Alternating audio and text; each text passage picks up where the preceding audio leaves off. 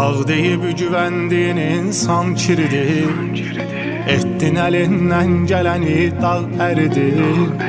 Getməyinlə doğru qərar oldu sənin. Sıra ayağından gələni etməkdir. Xəyanətdən üşüdü ən əvvəl bədənim. Soyudum ardınca düşündüm dirənim.